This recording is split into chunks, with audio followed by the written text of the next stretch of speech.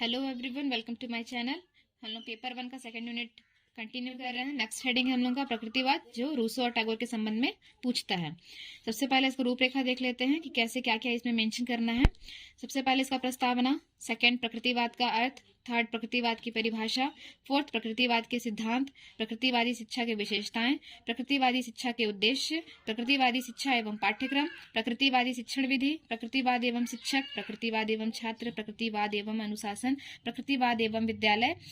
फिर उसके बाद रूसो का प्रकृतिवाद, जो क्वेश्चन में मेन पूछेगा कि रूसो के अकॉर्डिंग बताइए तो रूसो का प्रकृतिवाद बताएंगे, या फिर टैगोर के संबंध में पूछेगा तो टैगोर का प्रकृतिवाद बताएंगे, जो मैंने साथ में इस नोट में कवर किया है। इसके बाद आप निष्कर्ष लिखेंगे। प्रीवियस वीडियो में मैंने बताया था कि आपको संदर्भ ग्रंथ मतलब कि रेफरेंस लिखना है, लेकिन उसको सिनॉप्सिस के लिस्ट में शामिल नहीं करना है। ठीक है, सबसे पहले इसका प्रस्तावना स्टार्ट करते हैं। प्रकृतिवाद किसे कहते हैं?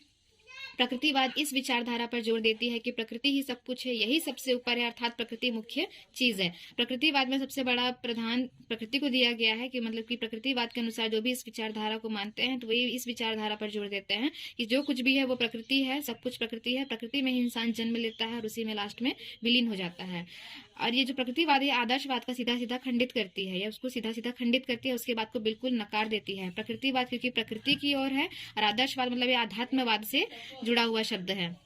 हमें प्रकृति के बीच ही रहना चाहिए और प्राकृतिक रूप से प्रकृति की खोजबीन करनी चाहिए। इससे प्रकृति हमें बहुत कुछ सिखाएगी, इससे ही वास्तविक विकास होगा। सामाजिक ज्ञान से वास्तविक विकास नहीं होता है, क्योंकि सामाजिक नियम या सामाजिक ज्ञान प्रकृति या प्राकृतिक ज्ञान से दूर ले जाकर समाज में किसी बंधन में बांध देते हैं। यदि हम प्रकृति में रहेंगे तो हम खुल के स्वतंत्र रूप से अपने ज्ञान की तलाश करेंगे, लेकिन यदि हम समाज में रहेंगे तो समाज सामाजिक बंधनों में बांध देती है, जिससे मनुष्य अपने चारों ओर की प्रकृति की ठीक से खोजबीन नहीं कर पाता। यदि वो एक बार सामाजिक बंधन में बन जाता है तो वो प्रकृति की ठीक से खोजबीन नहीं करता है। इस तरह बालकों का संपूर्ण विकास नहीं हो पाता है। इस तरह प्रकृतिवाद अर्थात प्रकृतिवादी शिक्षा बालकों को प्रकृति में रहने की प्रेरणा देता है, प्रकृति की खोजबीन करने की प्रेरणा देता है, प्रकृति को महत्वपूर्ण मानता है, अपरिवर्तनीय नियमों को सर्वोच्च मानता है। प्रकृतिवाद का हम लोग अर्थ देखते हैं। सबसे पहले शाब्दिक अर्थ। शाब्दिक अर्थ जानने से पहले उसका सामान्य अर्थ किसी एग्जांपल से मैं समझा रही हूँ। मतलब कोई बच्चा यदि चाकू से खेल रहा है तो उसको खेलने देना है, उसको रोकना नहीं। जब उसको चोट लग जाएगी तो वह स्वयं सीख जाएगा कि चाकू से खेलना हानिकारक होता है या खतरनाक होता है। अब देखते हैं नेचुरलिज्म। इसको इंग्लिश में प्रकृतिवाद को इंग्लिश में नेचुरलिज्म कहते हैं। इसका शाब्दिक अर्थ देखते हैं तो नेचुरलिज्म शब्द जो है वो दो शब्दों से मिलकर बना हुआ है, नेचर प्लस इज्म। नेचर को हिंदी में प्रकृति कहते हैं और इज्म को हिंदी में कहते हैं वाद। यही दो शब्दों से मिलकर बनता है प्रकृतिवाद। यह मतलब वाद का मतलब तो मैंने पहले ही बता दिया है, कोई विचारधारा है, किसी का सोच या किसी का दर्शन। अब किसका दर्शन किसके रेस्पेक्ट में? तो प्रकृति के रेस्पेक्ट में। मतलब ऐसी विचारधारा जो प्रकृति को महत्व देती है प्रकृतिवाद कहलाती है।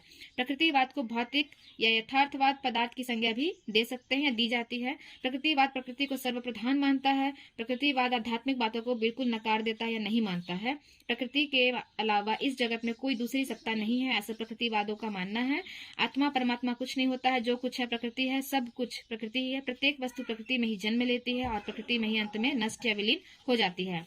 प्रकृति अपरिवर्तनशील है और सर्वशक्तिमान है, इसलिए मानव को प्रकृति की खोजबीन सतत मतलब लगातार करती रहनी चाहिए। इससे वह बहुत कुछ सीखता है और ऐसे खोजबीन करते करते वह प्राकृतिक से बहुत सारी ज्ञान प्राप्त करता है, अर्थात इस तरह उसका प्राकृतिक वास्तविक विकास होता है। जो इस विचारधारा को मानते हैं उन लोगों को प्रकृतिवादी कहते हैं। जैसे इनके प्रकृतिवादी के उदाहरण में आएंगे रूसो। प्रकृतिवादी के अनुसार मनुष्य प्रकृति में ही जन्म लेता है तथा प्रकृति में ही उसे सीखना होता है, जीवन यापन करना होता है, प्रकृति में ही जीवन जीना चाहिए। प्रकृतिवादी मनुष्य पर बाह्य नियंत्रण को सही नहीं मानती है। प्रत्येक मनुष्य की प्रकृति भिन्न भिन्न होती है, अतः उन्हें अपनी प्रकृति के अनुरूप जीने के लिए छोड़ देना चाहिए, उस पर किसी भी प्रकार का प्रतिबंध नहीं लगाना चाहिए। प्रकृतिवादी सामाजिक नियमों में बंध के नहीं रहना चाहते हैं, मतलब वो खुल के प्रकृति के साथ खुल के रहना चाहते हैं स्वतंत्र रूप से। इनका मानना है कि सामाजिक नियम मनुष्य को प्रकृति से दूर ले जाते हैं, क्योंकि सामाजिक नियम एक सामाजिक बंधन होता है, सामाजिक बंधन प्रकृति से दूर ले जाता है। प्रकृतिवादी हैं वो मनुष्य को पूर्ण स्वतंत्रता प्रदान करना चाहते हैं, जिससे बालक का संपूर्ण विकास हो या उसका संपूर्ण विकास हो। प्रकृति ही सभी प्राणियों के लिए अच्छी शिक्षक होती है, ऐसा प्रकृतिवादियों का मानना है। इसके बाद परिभाषा देखते हैं। पहला है जेप्स वार्ड के अनुसार प्रकृतिवाद वह विचारधारा है जो प्रकृति को ईश्वर से अलग करती है, आत्मा को पदार्थ के अधीन मानती है तथा अपरिवर्तनशील नियमों को सर्वोच्च मानती है। सेकंड परिभाषा है डेफिनेशन, जैसे के अनुसार प्रकृतिवाद वह विचारधारा है जिसकी प्रमुख विशेषता आध्यात्मिकता को अस्वीकार करना है या स्वीकार नहीं करना है। नेक्स्ट हेडिंग देखते हैं, प्रकृतिवाद के सिद्धांत। पहला, ब्रह्मांड एक प्राकृतिक रचना है। प्रकृतिवादियों के अनुसार जो ब्रह्मांड है वो प्राकृतिक रचना है, प्रकृति ने स्वयं बनाया है, इसे किसी भगवान ने नहीं बनाया है। दूसरा, भौतिक संसार ही सत्य है, अर्थात भौतिक जगत प्रकृतिवाद का मानना है कि जो भौतिक संसार है वही सत्य, जिसे हम प्रत्यक्ष रूप से देख सकते हैं, बाकी सब असत्य है। थर्ड है, संसार एक महान यंत्र है, अर्थात प्रकृति से बढ़कर या उससे ऊपर कुछ नहीं है। इंसान प्रकृति में ही, कोई भी जीव प्रकृति में ही जन्म लेता है और वहीं मृत्यु होकर विलीन हो जाता है। फोर्थ पॉइंट है, प्राकृतिक जीवन ही उत्तम होता है, अर्थात अगर सामाजिक जीवन जिएंगे तो वह बंधनों में बांध देते हैं, लेकिन प्रकृति हमको किसी बंधन में नहीं बांधती, अर्थात हमें पूर्ण स्वतंत्रता प्रदान करती है, इसलिए प्राकृतिक जीवन ही उत्तम है। फिफ्थ पॉइंट है, आत्मा पदार्थ जन्य तत्व है। प्रकृतिवादियों के अनुसार इन्होंने आत्मा को ही पदार्थ जन्य तत्व बताया है, अर्थात जो आत्मा है वह भी इलेक्ट्रॉन, प्रोटॉन, न्यूट्रॉन जैसे कणों से मिलकर बना है, क्योंकि ये आध्यात्मिकता को अस्वीकार करती है, नहीं मानती है आध्यात्मिकता को। मनुष्य संसार की श्रेष्ठतम रचना है। प्रकृतिवादियों के अनुसार जो प्रकृति का सर्वश्रेष्ठ रचना है वो है मनुष्य को इन्होंने सर्वश्रेष्ठ रचना माना है संसार में। सेवेंथ है, मनुष्य जीवन का उद्देश्य सुख प्राप्ति है, मोक्ष प्राप्ति नहीं। मोक्ष प्राप्ति इसलिए नहीं क्योंकि यह आध्यात्मिकता को स्वीकार नहीं करती है। 8, इंद्रिय प्रशिक्षण पर यह अत्यंत बल देती है। नेक्स्ट हेडिंग देखते हैं, प्रकृतिवादी शिक्षा की विशेषताएं। पहला है, प्रकृतिवाद मनुष्य को प्रकृति को लौटने पर बल देता है। दूसरा, प्रकृतिवाद मनुष्य को प्रकृति की खोजबीन करने या सीखने पर बल देता है। थर्ड, यह पुस्तकीय ज्ञान का विरोध करता है। इनके अनुसार पुस्तक से नहीं सीखना चाहिए, प्रकृति में स्वतंत्र रूप से खुद खोजबीन करके सीखना चाहिए। फोर्थ, यह बाल केंद्रित शिक्षा पर बल देता है, मतलब इसमें बालकों का प्रमुख स्थान है।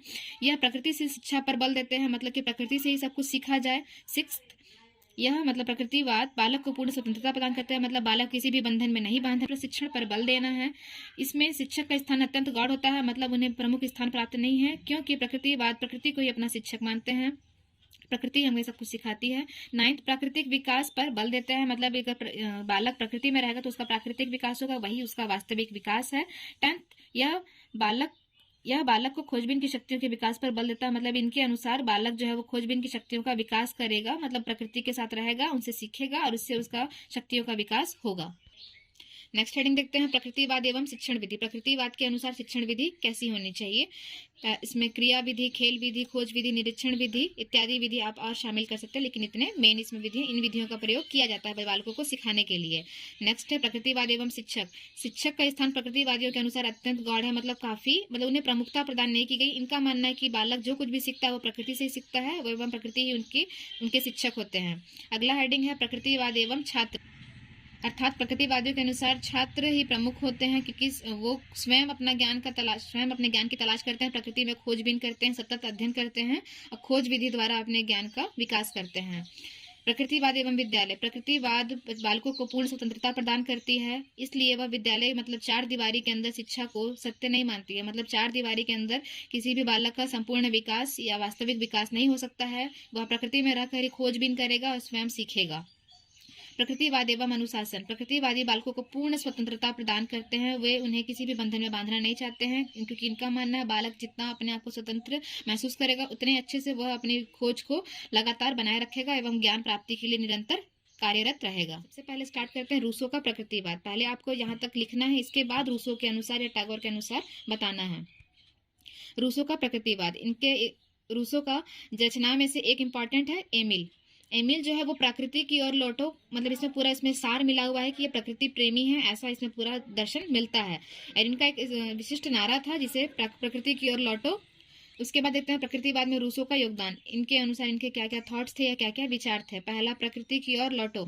रूसो का मानना था कि प्रकृति की ओर लौटे, ये उनका विशिष्ट नारा था। इनके अनुसार ये बालकों को यह संदेश देना चाहते हैं कि किसी भी बालक को सीखने के लिए प्रकृति की ओर ही लौटना चाहिए, प्रकृति से ही सीखना चाहिए, क्योंकि प्रकृति हमें सब कुछ सिखाती है। दूसरा, प्राकृतिक मानव का विकास। क्योंकि इन्होंने प्रकृति को ही सर्वप्रधान माना है, इसलिए प्राकृतिक मानव का विकास आवश्यक है। प्राकृतिक मानव मतलब वह वास्तविक ज्ञान की ओर अग्रसर होगा, जिससे उसके वास्तविक ज्ञान का विकास। थर्ड देखते हैं, समाज सभी बुराइयों का जड़। रूसो के अनुसार इन्होंने समाज को एक बुराई का जड़ के रूप में माना है, क्योंकि समाज हमें बंधनों में बांध देता है। क्योंकि जो भी बच्चा होता है वो जन्म से निष्पक्ष होता है, पवित्र होता है, लेकिन समाज के साथ रह के उन्हें मनगढ़ंत बातें से भर दिया जाता है, जो इसलिए उन्होंने समाज को बुराइयों की जड़ माना गया, क्योंकि सामाजिक बंधन में बांध देते हैं, लेकिन प्रकृति स्वतंत्र रखती है। फोर्थ है निषेधात्मक शिक्षा। इनके अनुसार बच्चों को किसी भी कार्य को ज्यादा रोकना टोकना नहीं चाहिए, अर्थात बच्चों को स्वयं कार्य करने देना चाहिए, स्वयं खोजबीन, स्वयं लगातार उसको अध्ययन करने के लिए छोड़ देना चाहिए, वो स्वयं सीख लेगा। फिफ्थ है अवस्थाओं के अनुसार शिक्षा, मतलब अवस्थानुसार शिक्षा प्रदान की जानी चाहिए। जैसे अवस्थाएं, शैशवावस्था, बाल्यावस्था, किशोरावस्था, दैन युवावस्था। शैशवावस्था में जैसे बालक जो होता है वो केवल चलने या बैठने सीखता है, तो उसको उस हिसाब से ही शिक्षा प्रदान की जानी चाहिए। बाल्यावस्था में जब वो बोलने सीखता है तो उसको धीरे धीरे अक्षर ज्ञान का बोध कराना चाहिए। उसके बाद आता है किशोरावस्था, उसके बाद उसे प्राकृतिक ज्ञान प्रदान किया जाना चाहिए। उसके बाद आता है पाठ्य पुस्तकों का विरोध। रूसो पाठ्य पुस्तकों का अत्यंत विरोध करते थे। इनका मानना था कि बालक पाठ्य पुस्तकों से नहीं सीखेगा, वह प्रकृति में रह के स्वयं खोजबीन से, स्वयं के सतत लगातार प्रयास से सीखेगा। रूसो का अगला हेडिंग है पूर्ण स्वतंत्रता। यह बालकों को स्वतंत्र पूर्ण स्वतंत्रता, अर्थात इन्होंने बालकों को पूर्ण स्वतंत्रता प्रदान की है, वो बच्चों को किसी भी बंधन में बांधना नहीं चाहते थे। 8 है स्त्री शिक्षा का विरोध। रूसो का मानना था कि स्त्री शिक्षा जरूरी नहीं है, जो स्त्री होती है वो केवल बच्चों के पालन पोषण के लिए या पुरुष के कार्य में सहभागिता बस प्रदान करने के लिए होती है, या घर गृहस्थी संभालने के लिए होती है। स्त्री अर्थात रूसो के अनुसार स्त्री शिक्षा नहीं होनी चाहिए, स्त्री शिक्षा का कभी समर्थन नहीं किए हैं, स्त्री शिक्षा का विरोध किए हैं। नेक्स्ट देखते हैं टैगोर का प्रकृतिवाद। इसका सबसे पहले रचना देख लेते हैं। रचना, इसका मुख्य रचना गीतांजलि, जिसके लिए इन्हें अवार्ड किया गया था, नोबेल प्राइज से सम्मानित किया गया था। इनका जीवन दर्शन अगर देखेंगे तो इसमें सभी वाद का समन्वय देखने को प्राप्त होता है, जैसे आदर्शवाद, प्रकृतिवाद, प्रयोजनवाद, मानवतावाद। टैगोर के अनुसार शिक्षा, या इनके अनुसार शिक्षा की व्यवस्था कैसी होनी चाहिए टैगोर के अनुसार। पहला, ईश्वर, प्रकृति एवं मनुष्य। टैगोर के अनुसार ईश्वर, प्रकृति एवं मनुष्य ये तीनों एक दूसरे से संबंधित होते हैं। इन्होंने तीनों को एक दूसरे से कहीं पृथक नहीं समझा या नहीं माना है, क्योंकि ईश्वर प्रकृति दोनों हमारे वर्तमान समय में प्रकृति में विद्यमान है, मनुष्य उन्हीं की सर्वश्रेष्ठ रचना है, कोई अलग चीज नहीं है ये। सेकंड, मानवतावादी। टैगोर मानवतावादी थे, वे मानवतावादी को काफी सर्वप्रधान मानते थे, मतलब बालक को मानवतावादी होना चाहिए। थर्ड, नैतिकता। मनुष्य में या बालक में नैतिकता का विकास होना भी आवश्यक है, मतलब उन्हें शिक्षा के साथ साथ नैतिकता का भी ज्ञान होना आवश्यक है। फोर्थ है प्रकृतिवादी। टैगोर मानवतावादी, नैतिकतावादी के साथ साथ प्रकृतिवादी थे, प्रकृति प्रेमी भी थे। इनके अनुसार प्रकृति भी एक शिक्षा के रूप में विद्यमान है। फिफ्थ है ईश्वर की सत्ता में विश्वास, अर्थात जो टैगोर थे वो ईश्वर की सत्ता में विश्वास करते थे, ये आध्यात्मवाद से भी जुड़े हुए थे। सिक्स्थ है बालक का सर्वांगीण विकास। टैगोर के अनुसार प्राकृतिक विकास के साथ साथ बालक का सर्वांगीण विकास भी आवश्यक है, चहुमुखी विकास, अर्थात कि बालक को संपूर्ण ज्ञान प्राप्त होना आवश्यक है, केवल प्राकृतिक ज्ञान से ही कार्य संभव नहीं है। सेवेंथ है शारीरिक विकास। शारीरिक विकास मतलब उसकी शारीरिक क्षमताओं का भी विकास होना आवश्यक है। नेक्स्ट है मानसिक विकास। शारीरिक विकास के साथ मानसिक बौद्धिक विकास भी आवश्यक है, जो उसके जीवन यापन करने में सहायक होता है बालकों के लिए। 9th है संवेगात्मक विकास, अर्थात बालकों को शिक्षा के साथ साथ संगीत, चित्रकला, काव्य शिक्षा भी प्रदान की जानी चाहिए।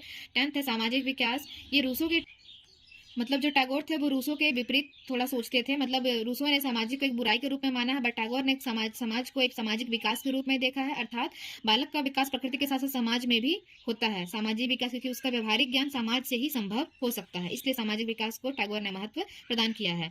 अब देखते हैं रूसो एवं टैगोर के विचारों की तुलना, दोनों के विचारों में क्या अंतर है। पहला हेडिंग इसमें है समाज एक बुराई के रूप में। रूसो के अनुसार समाज एक बुराई के रूप में, लेकिन टैगोर ने समाज को एक सामाजिक विकास की दृष्टि से देखा है, जो कि आवश्यक है।